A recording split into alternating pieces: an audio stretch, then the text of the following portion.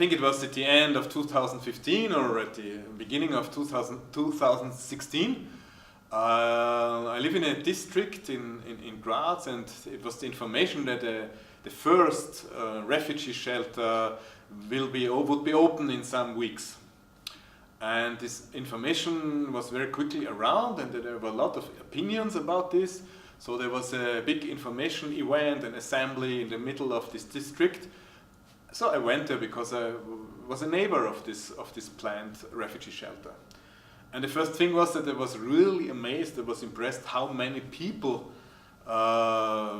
went there. Hundreds of people, and not everybody really find the place. So I was lucky first, I felt lucky to find my place. But then I realized that I stand in the middle of a group of people who were very hateful, who were very hostile against refugees. So, okay, it was not a very comfortable situation. And then I realized, then when it has started and when the first statements were made, that the room really got somehow a separation, or separated into two groups. So one of the group were the people who were at least neutral, or who were interested, curious, or who were solidaric with refugees.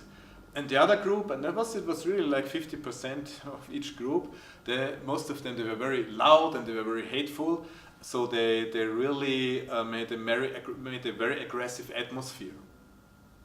So when they made a very aggressive atmosphere, the people from the other group, they tried to somehow to convince them, to give them some opinions, some facts, but this was nothing. It was more to make this fire bigger.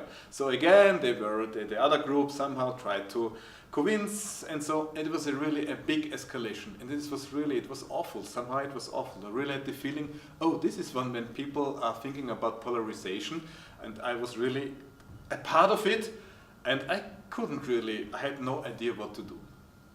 And when this escalation was really on a top, a man stood up, and he says, "Excuse me, I have a question. Is it planned that people can somehow support this refugee shelter also voluntarily? And is it also possible to give some money for this project?" And this was really an amazing point. It was a transformative moment, because for some minutes the atmosphere in the room has changed completely. So this kind of fight for some minutes gone. And then there were some other people who only raised the question if they can help, if they support, and how it will be organized. And yes, it came again, but not in this strong way. And this was really interesting, because after the event, I think about 90